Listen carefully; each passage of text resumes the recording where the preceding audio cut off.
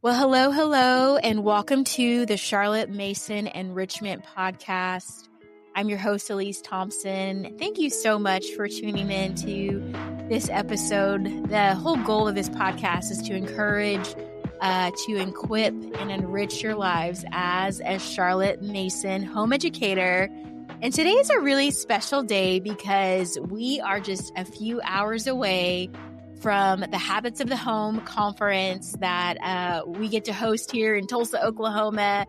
And I am sitting across from Miss Cindy Rollins. She's come all the way from home to Oklahoma to be a part. And so please help me in welcoming Miss Cindy Rollins to the podcast. Welcome. Thank you. I'm really excited to be here. I had a great trip and I'm enjoying Oklahoma. Yay. So exciting.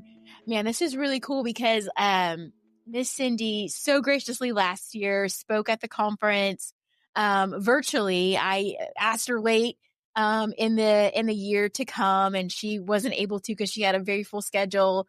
And so I had this harebrained idea to ask her if she could speak virtually, and so she was so gracious to do it. And so glad that we were able to make it happen for her to come to Oklahoma to share at the conference. And so this year we're really excited to, again, have her in person, but also I'm really excited about our theme for this year, which is Habits of the Home. Man, Charlotte Mason talks just so much about habits. The more that you read her volumes, it's just kind of laced in, a lot of what she has to say and the wisdom that she brings is habits. And so Miss Cindy is going to be sharing at the conference about the habits of the mother and the habits of the schoolroom. And so when I asked her about those topics, she's like, oh yes, but I'm going to make it like mere motherhood style. And I was like, yes, that is perfect. So Miss Cindy, tell us a little bit about how habits have just been so important in your life. Obviously, you've graduated all your kids and are a new season of life, but I would imagine that habits have been a big part of being a mom of several children. Yeah, when I first started reading Charlotte Mason, I kind of freaked out when she started talking about habits because it just seemed overwhelming to me with a large family. But I had grown up in a family where my mom and dad had a daily Bible reading habit. And that was such a good example to me that when I got married at 18 and I walked into the door of my first little apartment, I thought, well, I'm going to have my devotions because that's part of being an adult and being, that's a habit. And so by the time I got to Charlotte Mason, I did have some habits in my life that I hadn't thought about as habits, but they ended up being very, very helpful habits. And so, with my own kids, when I first read For the Children's Sake, I think morning time, what I called morning time, was born out of that. And morning time became a habit. And I was talking to my son this morning, even right before actually last night before I said goodnight, about the whole idea that morning time kind of saved our homeschool from total chaos of, these crazy boys. Because it was a habit that occurred daily and we just kept plodding along. Now, I didn't know that at the time. So when I started reading Charlotte Mason, I was panicking. How are we going to have these habits? But when I look back over the habits that we did have as a family, I see that they were key really to everything. Just like you're saying about Charlotte Mason, this is infused throughout everything she says. The funny thing about Charlotte Mason is if you start at attention or if you start at children are born persons, no matter where you start, it is infused throughout everything she says. It all hangs together in such a beautiful way. Yeah, that's so good. So you said that really habits saved your homeschool just because of just life. Right. Yeah, that makes total sense. And it's good, to stop and think about maybe the habits that you do have, because sometimes when we hear about habits, we automatically start to think of, oh, I'm doing all these things wrong and I have horrible habits. But there's probably a lot of habits that we have that are good that we can just continue to build upon. Right, because most of us brush our teeth every day. We do have habits. We wake up in the morning, and it is good that we have these habits that help us. I know for me, I have a very strict bedtime routine that I go through. And you know what? I just fall right to sleep because it's such a habit. My body knows all the signals. So we do have habits. I think when I was reading Charlotte Mason, she was giving some Victorian-ish illustrations, and those were kind of frightening to me, as if the mom, her whole job was to watch one child, whether the child shut the door, close the door, all day long, never let that there be a slip. Yeah. And that made me feel very, very panic stricken. But if you take that and put it aside and you start thinking about what ways do we have habits in our home, it's one reason why it helps to have some stability in our homes so that we can build habits. If our homes are very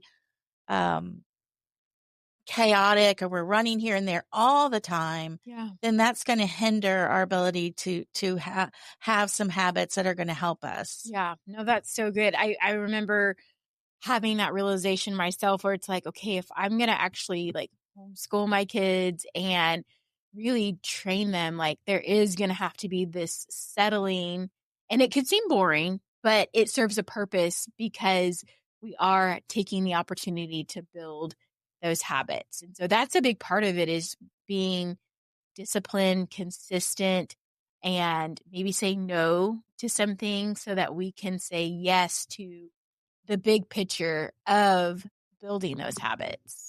Amen. I mean, there's wonderful, wonderful opportunities, but if we do them all, then we aren't going to be building habits. Yeah, that's good.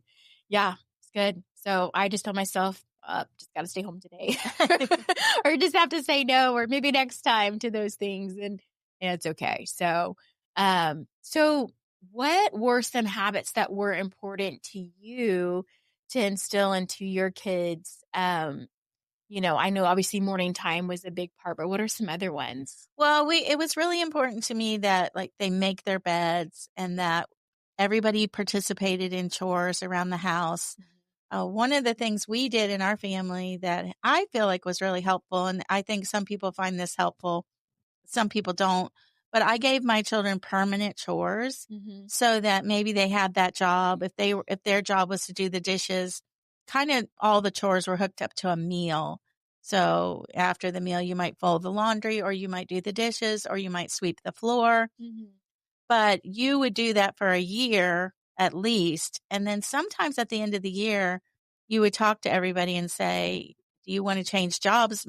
Most of the time people would say no, because the habit of the job had freed them up, had freed their mind up, had freed their time up, so that while they were doing that job, they weren't learning it anymore. They were free to contemplate and think and do other things. Whereas if there was a constant chore chart and every day was a new day and we always had to check the chart, well, in my family, that would have been as chaotic as it sounds. It would have deteriorated into absolute chaos very quickly. Yeah. So having the stability of long-term jobs was helpful in the development of habits for our family. Yeah, that's so good. That also would be a lot on you to have to teach them a new thing or facilitate and make sure they're doing it right. Like that probably would or have just been keeping up with the chart. Like I did not use charts because it would have been, my whole life would have been wrapped up in keeping the chart. Yeah. Yeah. Whew, yeah. That sounds not fun. Well, I love the quote, and I'm not going to quote it exactly, paraphrase it, but Charlotte talks about how the habits of a man produce his character. And, obviously now your kids are all adults and having their own children. What are you, like, if you look back and you think about that quote, what are some habits that you instilled in your kids that you see now as like, that's just part of who they are? And that all started back when we were, when they were young. I would say, and I wouldn't say that I instilled it in them. I would say that it was instilled through the environment and through the books they were reading. But one of the strong things in our family was a really strong work ethic. They're all very, very hard workers. And if you ever need something done and you ask them, it's going to be done just beautifully. And I think that helped them in life. Two of my kids were in the Green Berets, and they use those skills of organizing and uh, getting things together and working hard and having a very, very strong work ethic. That was something that I think set them apart, um, all of them, from just um, people who don't have a strong work ethic. And I think we all know that is a work ethic is something we're kind of losing as we go along in our culture. Yeah, that's very true. So do you feel like that ties back to maybe like the rigor of their schoolwork, or just that was just a part of who the Rollins family was, is like, we are going to be really diligent and give our best to everything that we do? Well, we had a lot of work to do, so that helped. There was many hands make for light work. And I think that helped. And I think they were reading books. I don't think you plug in a book and say, this is going to make my kid this way, or my kid's going to be good because the person in the book was good. I don't think virtue works that way. But when you're reading Swallows and Amazons, and you're reading Little Britches, and you're reading these stories, where very strong characters are saying, a man does this. This is what a man does. I always tease my oldest son read a lot of boy against the world books, and he wanted to be that. He wanted to be the boy who could go out in the woods with nothing, and sharpen a stick and eat his dinner. I don't know that he's ever done that, but I know he wanted to be that boy. Yeah, that's so fun. Man, yeah, that's really cool. So the books, they did help form and shape, kind of who they became. Yes. And I think it helps when the book does it and it's not the mom trying to do it. Yeah. Mom's voice can quickly become ubiquitous in a family. Yeah. Too much mom. So it helps when it's not the mom. That's why it also helps if mom doesn't say, well, look how this boy is acting in this book. I wish you would do that. Or isn't that wonderful? Because we can kind of go in and undo the work that the ideas are doing on the children very often through the power of the Holy Spirit. So we want to make sure we're not getting in the way of that or thinking it's all up to us when the Lord is doing the work. That's so good. That's so good. So were there any habits that maybe you wish as your kids got older, it's like, oh man, we really should have been a little bit more diligent on that? Is there anything like that?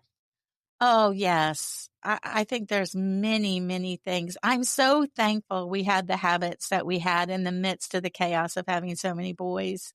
So I'm very, very thankful for the habits we had. Now looking back, I wish I hadn't been so afraid of habits and I had helped them to develop other habits that would have been helpful to them in life. So I'm trying to think of anything in particular, but just some basic habits that I think would have been helpful if we could have eked out more than just the consistency that we had with some of our routines and morning time. So what about the mom who maybe has got an older, maybe they're in middle school, high school, and they're like, they just found Charlotte Mason, or they're just realizing that those habits are important. Like, what words of advice would you give somebody like that? Well, I would say you have to tread lightly when you have an older child. You don't want to come in with, and I always tell moms this that go to a conference, do not go home and change everything. That's good. Because you're going to crash and burn. And Charlotte Mason never thought you should just work on a bunch of habits at the same time. She always said one habit at a time. So I would employ the child. I would get the child on board. If you want them, say, to read more or to spend more time in a certain way, then when you have an older child, you really have to help them take control of that for themselves. And really, that is the job of the mom, to help the child um, take actual control of themselves. We call that self-government. Mm-hmm. And all children should be moving away from being governed from the outside to being governed on the inside by their own conscience. So that's a little tricky because you don't have, like Charlotte Mason says, we don't have access to tinker around with our children. Mm-hmm. So we have to be very careful that when we're thinking about habits, we're not thinking, how can I tinker with my child's heart to make him what I want him to be? Mm-hmm. But we have to think, how can I help this child to develop maybe the habit of a daily schedule or planning his school? Or, one of the ways we can do that is by helping him to see that it's his school. It's not mom's school. Mm-hmm. It's his life. It's not your life. And that takes a little letting go. Mom has to let it go a little bit so the child can actually visualize that this is not something I'm doing because my mom is saying I have to do it, or my dad. This is something that I need for my life. And I think helping kids get to that point is not, that's a big order, but I do think that's what we have to have as our goal. Yeah. So maybe helping them to see the big picture of what it is that we're trying to teach them so that they can then, see and take some personal responsibility, some self-governing. Absolutely. Yeah. Oh, Yeah. that's so good. Okay. Well, what about the mom who may be listening? She's probably an eager beaver. Her kids are little and she's really working hard to develop proper habits, what she thinks is proper habits in her children. What words of wisdom would you give to her? Well, I would say it's a long haul and you can't despair because things don't look the way you want them to right away. It takes a lot of falling down and getting back up. I call that plodding. The fruit is in the future. Most of the fruit of motherhood, most of the fruit of that we are toiling for, so to speak, is a future hope, a future fruit. I mean, sometimes we get little glimpses that are so exciting, and then we share those on Instagram as a major victory, but that's okay. We need to celebrate what victories we do have, but we need to understand that this is not about, um, what happened today. It's what happens today and tomorrow and the next day and the next day over the long haul. Yeah. No, that's so good. So good. So if to that young mom, don't be over ambitious. Just, keep plodding along and just know that it really is all about the journey. Yeah, and don't give up just because it doesn't look like what you're hoping it will look like. That's good. That means there's hope for my boys to one day still have a clean room. We have been working on that. Yeah. One of my sons had such dirty room all the time. And we didn't know who was making the rooms dirty all the time, but we started moving people out and moving them around to different rooms, and we narrowed down who the pig was. And now if you would he's very meticulous. So That's funny. Who knows how these things work. It worked out somehow. Well, wonderful. Well, I am so excited to dive more into just habits at the conference. And I would encourage anybody definitely to read your book, Beyond Mere Motherhood, because you honestly talk a lot about the habits of motherhood in that book, and just, the different styles of motherhood and different seasons of motherhood. But what would you say are some important habits for the mom? Well, it was kind of interesting because my kids grew up, but I was still waking up in the morning and I was still having my devotions. I was still reading poetry, reading a little Shakespeare. And I thought, this is so interesting. What Charlotte said is so powerful, that children are born persons, that this carries you through your entire personhood. You're not just doing this for your children. You're doing this for yourself, and it seamlessly moves throughout your life so that you can move from any part of your life with these things, and you have these habits, and you kind of just have to be careful to guard them a little bit. I mean, things come up. My son had twins this year, and it knocked my habits off the charts. It knocked about 10 people's habits off the charts.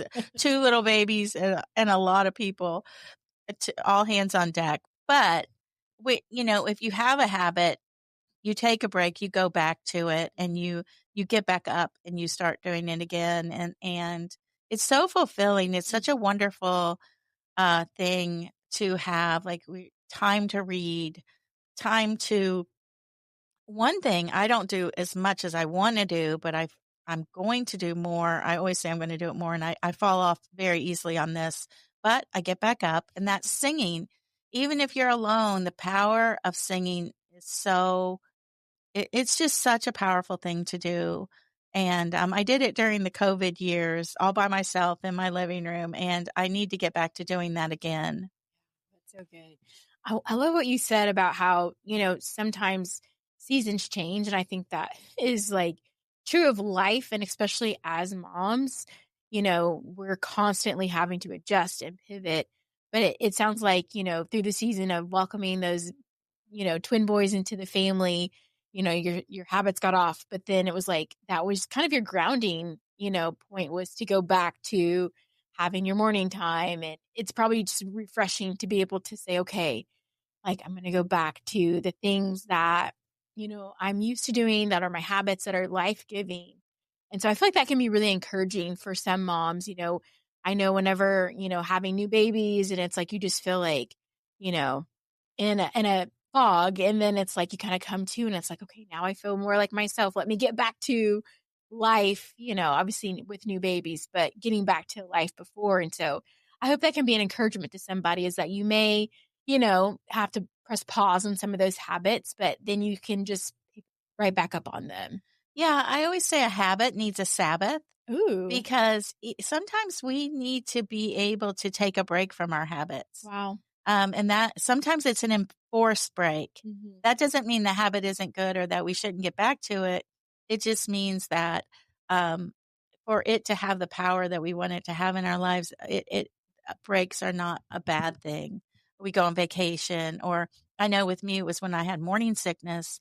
I didn't do anything for 6 weeks, but just feel sorry for myself on the couch and watch the kids tumble around the house. But then one day I wake up, and there those habits are, like you said, they're ready to be put back in place. That set me free. Because I think sometimes if I get off, this week is conference week, so it's very busy. And so I haven't taken my walks in the morning. I haven't really read anything. I haven't done the things that I normally like to do. And so that just sets me free, that, it's okay to take a break, and it needs a Sabbath, but they'll be there on Monday. But yeah, I have a mixed relationship with the idea of streaks, where, you count off. I walked, and you're doing really well on your streaks. But then something unforeseeable happens, and you don't get your 10,000 steps, or you don't get your devotions or whatever. You don't get the streak. Mm-hmm. And then I think the temptation at that point is to just throw up your hands and quit. And like a diet, like carnivore keto. Yes. I just ate some cheesecake. Okay. Yeah. I'm going to squeeze that into my diet, my keto diet. I'm going to call it keto, or I'm going to give up completely and fall off the horse. But I think the more we can get in the habit of jumping back on the horse, our lives are going to be much easier. Yeah. That's so good, man. Well, that just helped me out so much. And just talking about habits, because that can be a big deterrent for people, as they feel like I can't sustain, whatever it is, whether it's for myself or my family, my kids. Sometimes it can feel difficult, and sometimes we are overly ambitious. We start having so much success with our habits that what are the habit stacking? We just stack one too many on, and the whole thing comes tumbling down. Yeah. But we can start stacking again. We can get back up. That's so good. And just build it a little stronger, and maybe don't put so much on. Yeah. Well, that's so good. Well, Miss Cindy, thank you so much for joining me on the podcast and talking more about this. And I'm sure once the conference is done, people can, have opportunity to get more of what you shared at the conference, because I know that it's going to help so many of us Charlotte Mason moms who are in the trenches and trying to figure it out. So thank you so much for sharing on the podcast. And thank you for just what you offered to just the community of homeschool moms, specifically Charlotte Mason moms. It's such a blessing to have somebody who's been down that road and that has the wisdom and is willing to share it. So thank you so much for that. Well, thank you. I do have a saying, no mom left behind. I really, really love moms that are out there trying to do this, and especially the Charlotte Mason moms who I understand and relate to so well. So thank you for giving me a chance to do that. Absolutely. Well, that's all the time we have for today. So thank you guys so much for tuning in. And like Charlotte says, the only true education is self-education. So we're never going to stop learning. We're never going to stop growing. And I look forward to chatting with you again soon.